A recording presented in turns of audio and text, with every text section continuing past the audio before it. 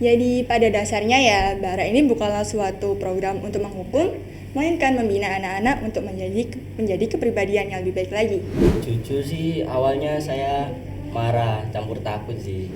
Terus orang tuanya tuh ngide masukin juga ke barak militer ini, tapi dia tuh nolak banget, dia marah. Mereka nih ya kadang tuh kalau dibilangin suka ngeyel, bahkan berontak gitu. Ya mantan preman jalanan lah ya. Waduh. Siapa yang nggak susah?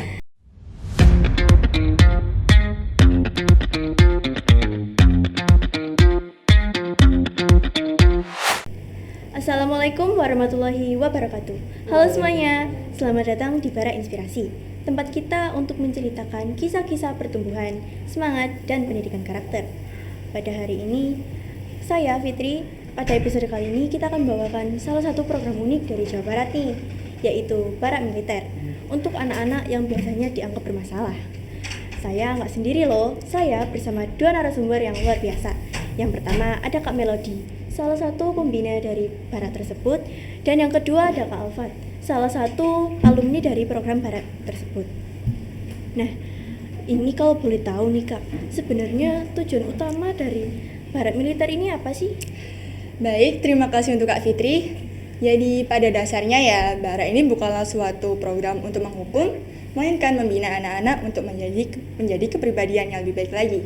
Anak-anak yang ikut pada umumnya sering sekali terlibat dalam kasus-kasus seperti tawuran, kecanduan gadget, dan hal-hal negatif lainnya yang sama sekali tidak mengandung nilai yang bermanfaat. Maka dari itu, di sini kami ada untuk mengajarkan anak-anak bagaimana cara hidup disiplin, seperti bangun pagi, beribadah, berolahraga, dan hidup tertib lainnya. Kami ingin tanamkan rasa tanggung jawab dan rasa cinta kepada orang tua, serta kepedulian mereka terhadap masa depan mereka. Wah, bagus sekali ya Kak berarti, dan berdampak sangat positif untuk anak-anak di kalangan sekarang yang mungkin terlalu sering kecanduan gadget hingga lupa waktu. Nah, kita ke Kak Alfat nih. Gimana sih perasaan Kak Alfat waktu pertama kali masuk di Barak Militer ini? Jujur sih awalnya saya marah, campur takut sih. Terus juga saya kira nanti bakal menyeramkan gitu. Tapi saya di sana sadar, saya di sana itu dibentuk untuk menjadi pribadi yang disiplin, dan juga pembinanya di situ tegas dan juga adil. Nah, teman-teman di situ juga ramah-ramah. Oh, jadi begitu ya Kak. Berarti di sana itu Kakak dilatih untuk disiplin ya Kak. Ya. Nah, Kak Melody, katanya program ini akan dikembangkan. Apa sih rencana untuk kedepannya? Benar, Bapak Deddy Mulyadi ingin ini untuk menjadi model nasional.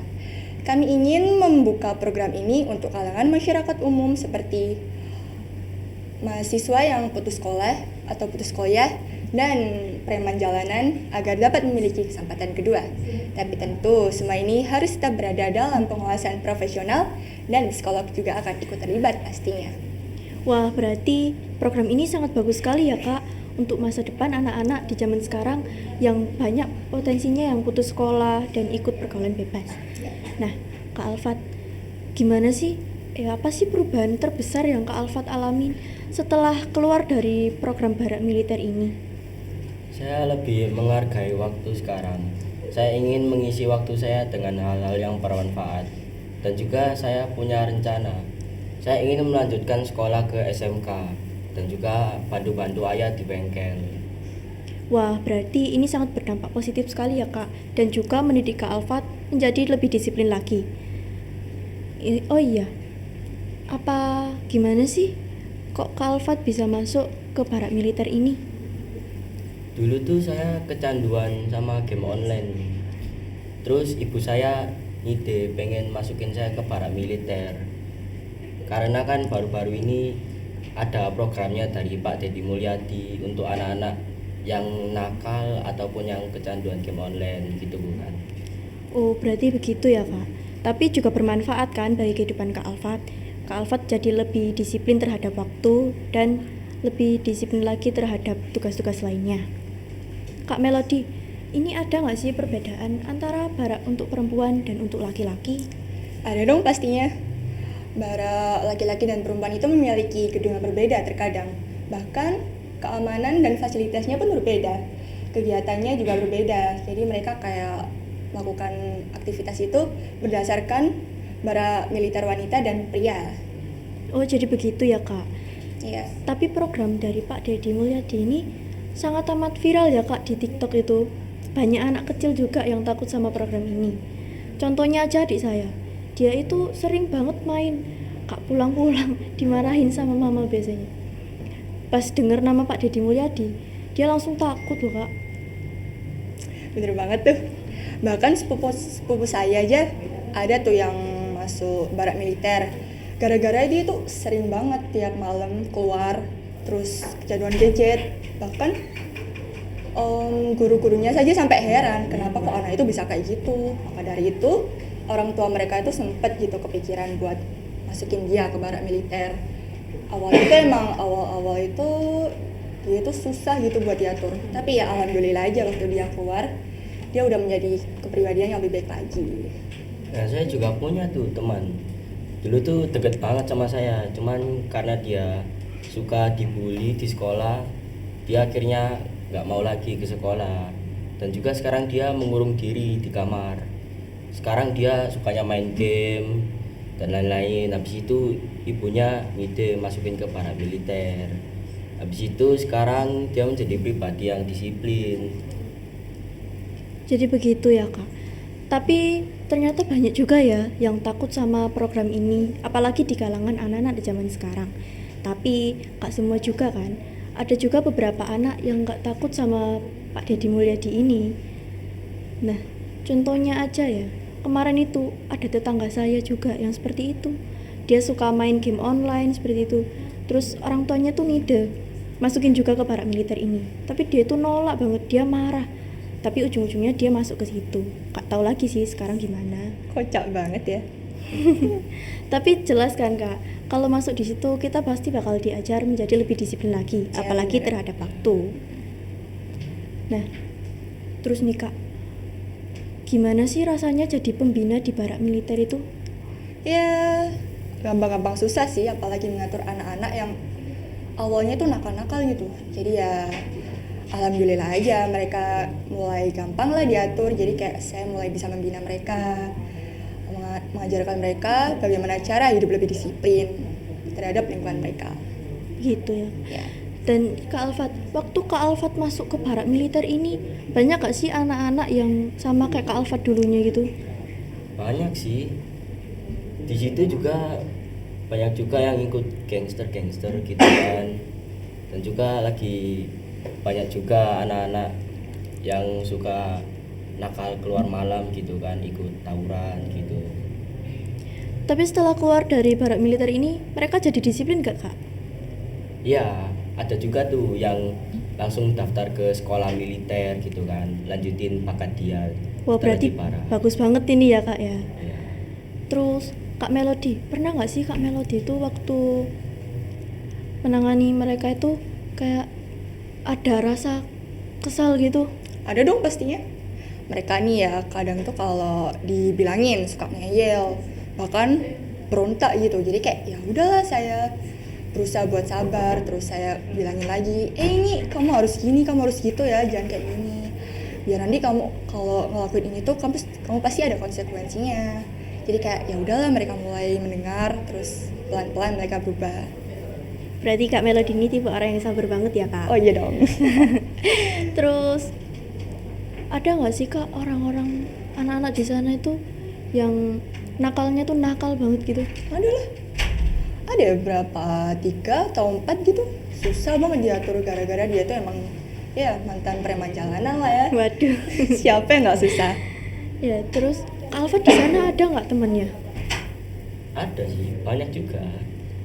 Dia juga dulu habis lulus sekolah gitu kan, dia putus sekolah, terus dia ikut geng-gengan, habis itu ikut hal-hal yang begitulah. Terus itu dia dijemput.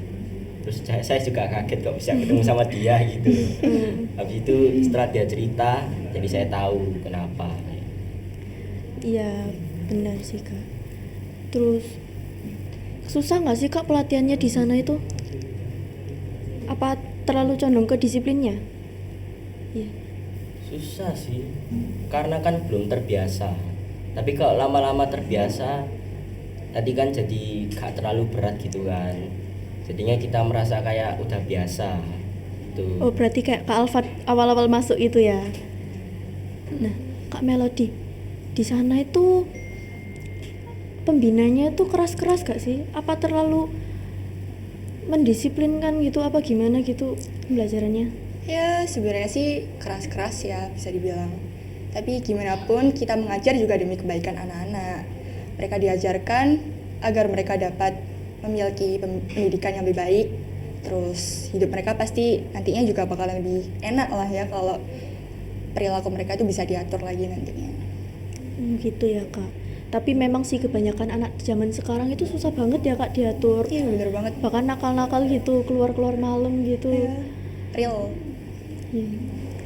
Dan di sana itu kehidupannya gimana sih Kak? Kayak apa ya? Mungkin terlalu mungkin mendisiplinkan atau anak-anaknya gimana gitu? Kehidupan di sana itu ya kehidupan kayak pada umumnya sebenarnya. Tapi mereka dididik untuk lebih mendisiplinkan diri dan bertanggung jawab atas keputusannya sendiri. Seperti mereka akan saya ajarkan bagaimana cara untuk berlatih agar mereka dapat menjaga diri mereka sendiri dan ya mereka lebih harus taat waktu sih. Gitu ya Kak. Terus gimana sih programnya Pak Deddy Mulyadi ini, apa dia itu fokusnya ke anak-anak yang bermasalah atau gimana sih Kak? Sebenarnya sih enggak ya. Program ini tuh bisa kita buka untuk masyarakat umum. Bahkan anak-anak yang memang dasarnya minat ke program ini ya monggo silahkan boleh masuk. Gitu. Kak Alfat habis keluar dari situ rencananya ke depannya gimana dong Kak? Mungkin rencananya sih saya kan awalnya kan putus sekolah. Saya pengen lanjut sekolah aja di SMK biasa aja. Soalnya kan dana keluarga saya tidak terlalu mencukupi. Terus saya ingin bantu-bantu saya di bengkel, habis itu cari pekerjaan sampingan mungkin.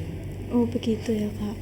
Terus kalian ini punya adik atau kakak gitu Kak yang mungkin juga nakal gitu? Ada sih ya. Mungkin atau saudara-saudara gitu? Iya, ada kok. Tapi ya mereka dimasukkan di barak militer, tapi ya untung aja sih mereka mulai membaik perilaku mereka untuk sekarang. Ya menjadi lebih disiplin ya Kak, lebih Ya, baiknya. ya pastinya. Ya. Nah, obrolan kita seru banget nih ya Kak ya. Iya. Nggak, itu ya waktunya udah berapa nih? Karena obrolan kita udah panjang banget nih ya Kak, kita akhiri aja kali ya Kak. Iya, nggak apa-apa kok. Karena ya begini udah banyak juga ya. Terima kasih untuk Kak Melody dan juga Kak Alfat sudah mau bergabung di podcast hari ini. Ini adalah bukti bahwa satu keputusan bisa mengubah jalur hidup seseorang. Barak bukanlah akhir, tapi bisa jadi awal baru bagi orang lain. Sampai jumpa di episode Barak Inspirasi selanjutnya. Jaga diri, jaga semangat, dan terus bertumbuh. Wassalamualaikum warahmatullahi wabarakatuh.